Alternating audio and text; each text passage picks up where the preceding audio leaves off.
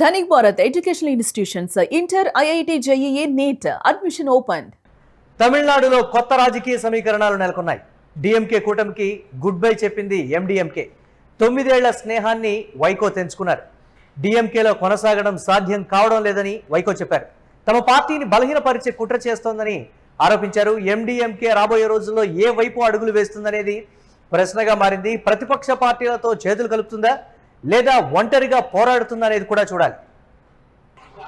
We are leaving that alliance.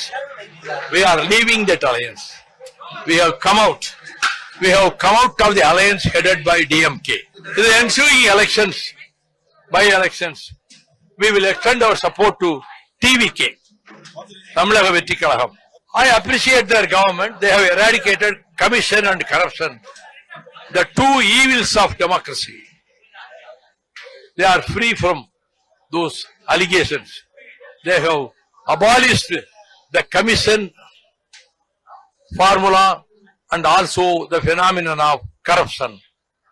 I appreciate and congratulate the Honorable Chief Minister, Mr. Vijay, on this point.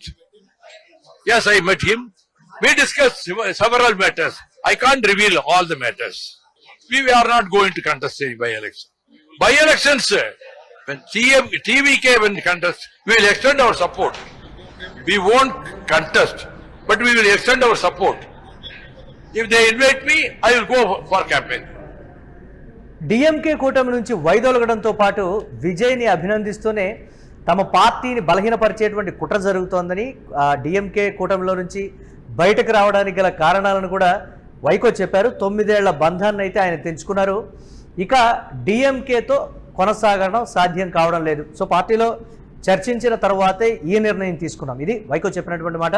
But by ఎలక్షన్స్కి సంబంధించి కూడా మేము ఒక కార్యాచరణని రూపొందించుకున్నామని అయితే వైకో చెప్తున్నారు. దీనిపై మరిన్ని అప్డేట్స్ మా కరెస్పాండెంట్ కిరణ్ అందిస్తారు. కిరణ్, ఎండిఎంకే పార్టీ డిఎంకే కూటమి నుంచి వైదొలిగినటువంటి పరిస్థితి ఏంటి?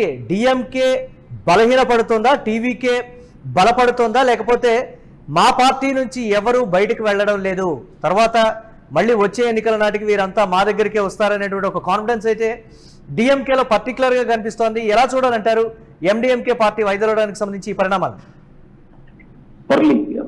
రాజకీయాల్లో శాశ్వత శత్రువులు, శాశ్వత మిత్రులు ఉన్నారు. అధికారం ఏ పక్కుంటే ఆ పక్కకు రాజకీయ పార్టీలు వెళ్ళడం అత్యంత సహజం. మనం అన్ని రాష్ట్రాల్లో చూసే రాజకీయాల్లో తమిళనాడులో చూస్తాం. అయితే ఇక్కడ ప్రధానంగా తమిళనాడు డిఎంకే కూటమిలో నుంచి ఇప్పటికే కాంగ్రెస్ తో పాటు ఐయుఎంఎల్ తో పాటు బీసీకే, కమ్యూనిస్టు పార్టీలు బయటికి వెళ్ళాయి. కేవలం రాష్ట్రపతి పాలన నిరోధించడానికి మాత్రమే విజయ్ వైపు వెళ్ళామని ఆయా పార్టీలు ఇప్పటికే స్పష్టంగా ప్రకటించిన నేపథ్యం. విజయ్ అధికారం లేకొచ్చారు, విజయ్ ఒక ఎమోషన్ తో అధికారం లేకొచ్చారు, కానీ అక్కడ ఒక విజన్ కానీ ఒక విజనరీ కానీ తెర వెనుక ఉన్న రాజకీయ బ్యాక్గ్రౌండ్ కానీ ఎలాంటి నేపథ్యం లేదు. అయితే ఇక్కడ ప్రధానంగా విజయ్ అధికారం లేకొచ్చిన తర్వాత కాంగ్రెస్ పార్టీ నేరుగా డిఎంకే గుడ్ బై చెప్పి విజయ్ వెంట నచ్చింది. విజయ్ ప్రభుత్వం ఏర్పడడానికి ఏర్పాట్లు చేసింది. మరోపక్క కమ్యూనిస్టులు, ఐయుఎంఎల్ తో పాటు వీసీకే, ఈ పార్టీలన్నీ తమిళనాడులో రాష్ట్రపతి పాలన రాకుండా అడ్డుకోవడానికి మాత్రమే విజయ్కి మద్దతు ఇచ్చారు.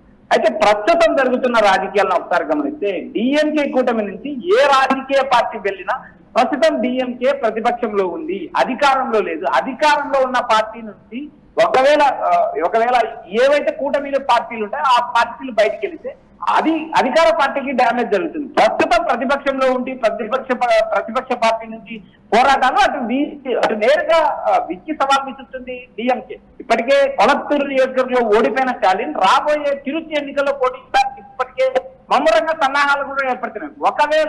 ఒకవేళ టీవీకే తరఫున టికెట్ ఎవరికి దక్కినా స్టాలిన్ తిరుచిలో గెలిస్తే విజయ్కి ఒక భారీ ఎఫెక్ట్ పడే అవకాశాలు కూడా స్పష్టంగా కనిపిస్తాయి. ఇలాంటి నేపథ్యంలో ఎండిఎంకేకి సంబంధించిన వైకో, ఆంధ్రప్రదేశ్ కు సంబంధించిన వైకో తమిళనాడు రాజకీయాలు స్థిరపడ్డారు. తమిళనాడు రాజకీయాలు కీలక పాత్ర పోషించారు. డిఎంకే నుంచి పుట్టిన పార్టీనే డిఎండికే.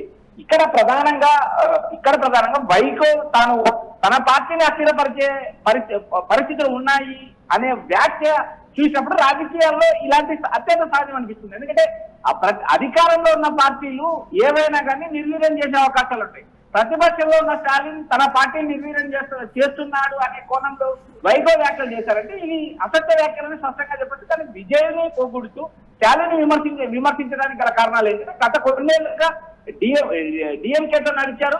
డిఎంకే పోవడం, గత లుకలుకలు ఉండడం, సీట్ల కేటాయింపులో ఉన్న లుకలుకలు, వీటి అన్నిటినీ ఆధారంగా చేసుకుని వైగో విజయ్కి మద్దతు ఇస్తున్నారు. వచ్చే ఉప ఎన్నికల్లో కూడా తాము మద్దతు ఇస్తామంటే వైగో ప్రకటించిన నేపథ్యం. ఇక్కడ ప్రధానంగా ప్రతిపక్షంలో ఉన్న పార్టీ నుంచి ఏ రాజకీయ పార్టీ వెళ్ళినా ప్రస్తుతానికి ఆ పార్టీకి వచ్చే నష్టం ఉండదు. ఎందుకంటే ప్రతిపక్షంలో ఉన్న పార్టీ ప్రజా పోరాటాలు చేస్తుంది, తిరిగి అధికారంలో రావడానికి అవకాశాలు ఉంటాయి. ఈ కూటమి కట్టిన పార్టీలన్నీ ప్రస్తుతం విజయ్ వైపు వెంట నడిచినా వచ్చే ఎన్నికల నాటికి ఈ రాజకీయ పార్టీలు ఏ వైపు వెళ్తాయి కూడా చెప్పలేని పరిస్థితి ఉంటుంది. ఎందుకంటే కాంగ్రెస్ లాంటి పార్టీనే ఇన్నేళ్ల డిఎంకే బంధాన్ని తెంచుకొని వెళ్ళింది. నేరుగా డిఎంకే కూటమి అక్కడ ఏదైతే ఇండియా కూడా ఉంటే డిఎంకే బయటకు వచ్చిన పరిస్థితులు ఉంటాయి. రాజకీయాల్లో శాశ్వత మిత్రులు శాశ్వత శత్రులు ఉన్నారనే కాన్సెప్ట్ లోనే వైగో ఈ ప్రకటన చేశారు తప్పితే ఇక్కడ కొత్తగా వైగో చెప్పిన అంశాలు ఏమీ లేవు. డిఎంకే అస్థిరపరిచే పరిస్థితులు అసలు ఉండవనే విమర్శలు కూడా వినిపిస్తున్నాయి.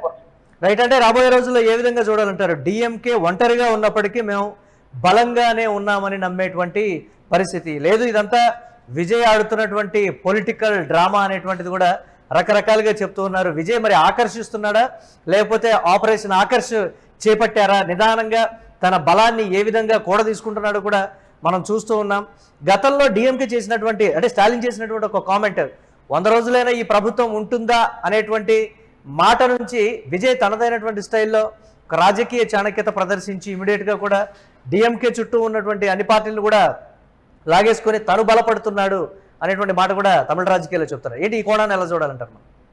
మురళి, ఏ రాజకీయ పార్టీ కూటమిలో చేరినంత మాత్రాన ఆ కూటమి బలపడుతుంది అనుకోవడం అత్యుత్సాహం. ఎందుకంటే డిఎంకేకి స్పష్టంగా తెలుసు డిఎంకే కూటమిలో ఉన్న ఈ రాజకీయ పార్టీల బలమేనని డిఎంకేకి ఉన్న క్లారిటీ విజయ్ లేదు. ప్రస్తుతం విజయ్ అధికారంలో ఉన్నారు కాబట్టి విజయ్ వైపు వెళ్ళడానికి స్పష్టమైన అవకాశం లేదు. కేంద్ర ప్రధానమంత్రి మోడీ అధికారంలో ఉన్నప్పుడు ఆయన చుట్టూ ఈగలు బెల్లంలా తిరుగుతున్నాయనే ఉదాహరణ కూడా ఇప్పుడు విజయ్కి మనం స్పష్టంగా చెప్పచ్చు. ఎందుకంటే విజయ్ అధికారంలో ఉన్నారు, వాళ్ళు అక్కడ విజయ్ అధికారంలో ఉండే అవకాశాలు ఉన్నాయి. అలాంటి నేపథ్యంలో విజయ్ ప్రభుత్వాన్ని ఒకవేళ అస్థిరపరిచే అవకాశాలు ఉన్నాయే కోణంలోనే విజయ్ అటు అన్నాడీఎంకేకి సంబంధించిన ఎమ్మెల్యేలని పరిస్థితి చూస్తాం. అయితే ఇక్కడ డిఎంకే నుంచి, ప్రతిపక్ష డిఎంకే పార్టీ నుంచి ఒక్క ఎమ్మెల్యే కూడా అధికార పార్టీ వైపు చూడలేదు.